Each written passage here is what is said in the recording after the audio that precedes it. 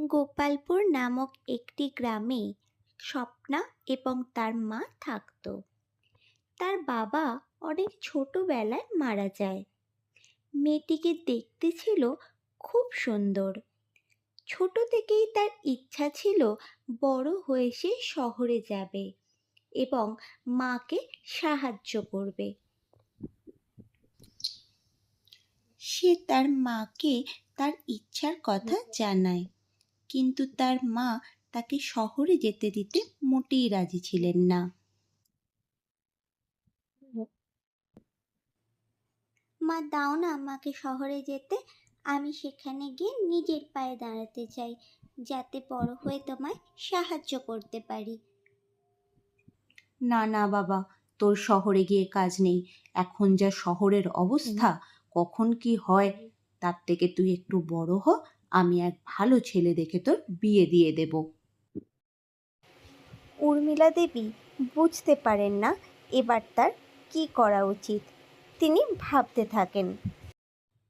উর্মিলা দেবী মেয়ের জন্য অনেক সম্বন্ধ দেখতে থাকেন, কিন্তু সংসারের অবস্থা ভালো না হওয়ার কারণে কোনো ভালো সম্বন্ধ তিনি খুঁজে পান না। এইভাবে বেশ কিছুদিন কেটে যায়। একদিন শহর থেকে আবির ও তার মা স্বপ্নাকে দেখতে আসেন। খুব সুন্দর দেখতে আপনার মেয়েকে। আপনাদের যদি অসুবিধে না থাকে তাহলে স্বপ্নাকে আমার খুব পছন্দ। আমার আর কি অসুবিধে থাকতে পারে দিদি? আপনার যে স্বপ্নাকে পছন্দ হয়েছে, এতে আমি খুব খুশি হয়েছি। দেখতেই তো পাচ্ছেন আমাদের অবস্থা। এরপর খুব আনন্দের সঙ্গে স্বপ্না এবং আবিরের বিবাহ স্থির হয়ে যায়। পরের সপ্তাহেই তাদের বিয়ের দিন ঠিক হয়।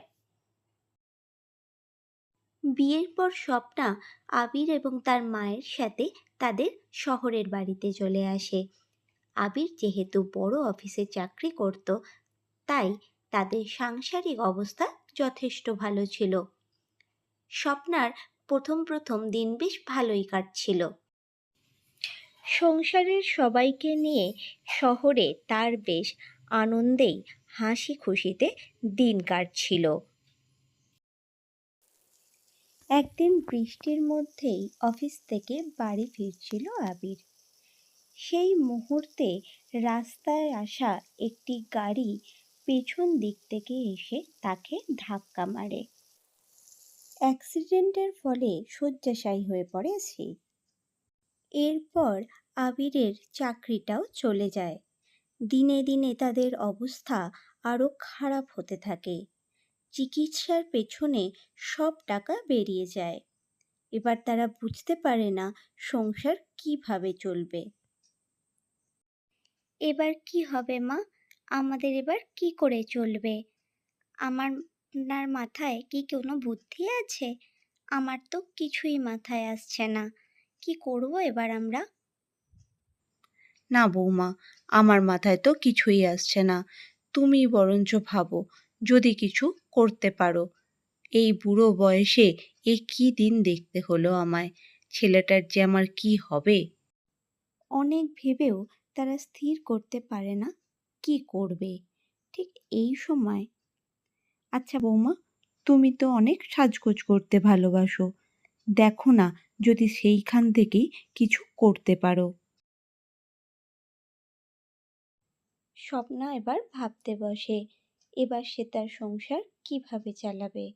অনেক কিছু ভাবার পর, আচ্ছা, আমি যদি আমার যা সোনার গয়না আছে সেটা বিক্রি করে একটা পার্লার খুলি, তাহলে কেমন হয়?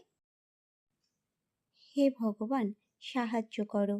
এইভাবে চলতে থাকলে সংসারে সবাই না খেতে পেয়ে মারা যাবে। এমন ভাবার পর সে স্থির করে তার কাছে যে কয়টি গয়না আছে সেটা বিক্রি করে সে একটি পার্লার খুলবে। গয়না বিক্রি করে সে বাড়িতেই একটা বিউটি পার্লার খোলে। প্রথম তার বিউটি পার্লারে কেউই আসতে চাইতো না। শহরে অনেক বড় বড় বিউটি পার্লার ছিল, সবাই সেখানে যাওয়াই পছন্দ করত। সেখানে এসির হাওয়ায় সাজগোজ করতেও তাঁদের খুবই সুবিধে হতো। ধীরে ধীরে স্বপ্না অধৈর্য হয়ে পড়তে লাগলো।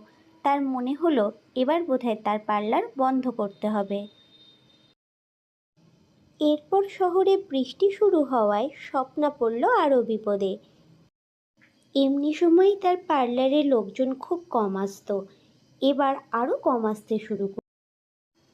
মা, এবার মনে হয় পার্লারটা বন্ধ করে দিতে হবে। বৃষ্টির জন্য পার্লারে তো আর কেউ আসছে না। না না বৌমা, এক্ষুনি এত অধৈর্য হয়েও না। তুমি অনেক কষ্ট করে এটা করেছো। এখন যদি তুমি এটা বন্ধ করে দাও তাহলে আর আমাদের সংসার এমনিতেও চলবে না। ভগবান একদিন নিশ্চয়ই মুখ তুলে চাইবে। তুমি দেখো, সব ঠিক হয়ে যাবে। তুমি শুধু একটু ধৈর্য ধরো। এইভাবে দেখতে দেখতে আরও বেশ কিছুদিন কেটে যায়। হঠাৎই একদিন তাড়াহুড়োতে এক মহিলা তার পার্লারে এসে উপস্থিত হন। পার্লারটি ছোট হলেও স্বপ্নাকে দেখে তার বেশ পছন্দ হয়। তাড়াতাড়ি করো, আমাকে আজকে এক্ষুনি একটা পার্টিতে পৌঁছতে হবে। আমি যে সমস্ত পার্লারে যাই আজ সে সমস্ত পার্লারগুলো বন্ধ, তাই তোমারটা কাছে দেখতে পেয়ে চলে এলাম। আমার হাতে কিন্তু বেশি টাইম নেই, আমাকে তাড়াতাড়ি সাজিয়ে দাও। খুব ভালো করে সাজাবে কিন্তু। আমি আপনাকে খুব সুন্দর করে সাজিয়ে দেব, দেখবেন আপনাকে খুব সুন্দর দেখতে লাগবে। আপনার নিশ্চয়ই সেই সাজ খুব পছন্দ হবে। আপনি আমাকে একবার একটা সুযোগ দিয়ে দেখুন। তাহলে তো খুব ভালো হয়। তোমার বাড়ি এমনিতেই আমার বাড়ির খুব সামনে। যদি তুমি আমায় ভালো সাজাতে পারো তাহলে এরপর থেকে আমি তোমার কাছেই আসব। আমাকে আর এদিক ওদিক করতে হবে না। স্বপ্না খুব সুন্দর করে মহিলাকে সাজিয়ে দেন। তাকে দেখতে সত্যিই খুব সুন্দর লাগছিল। বাহ, তুমি সত্যি খুব সুন্দর সাজিয়েছো। আমার খুব পছন্দ হয়েছে। এই বলেই তাড়াহুড়ো করে ভদ্রমহিলা সেখান থেকে চলে গেলেন।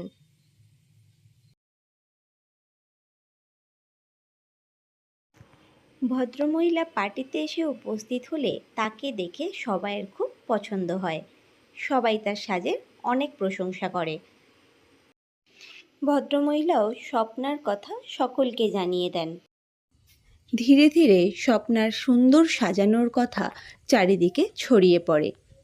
একজন দুজন করে তার পার্লারে আস্তে আস্তে ভিড় বাড়তে থাকে। লোকজন প্রায়শই তার পার্লারে এসে উপস্থিত হয়।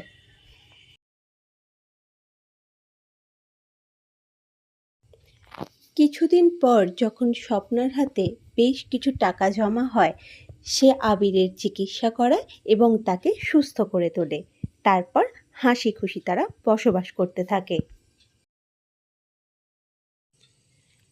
বন্ধুরা, গল্পটা তোমাদের কেমন লাগলো?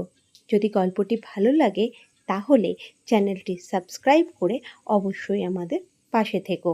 পরে আবার দেখা হবে নতুন কোনো গল্প নিয়ে।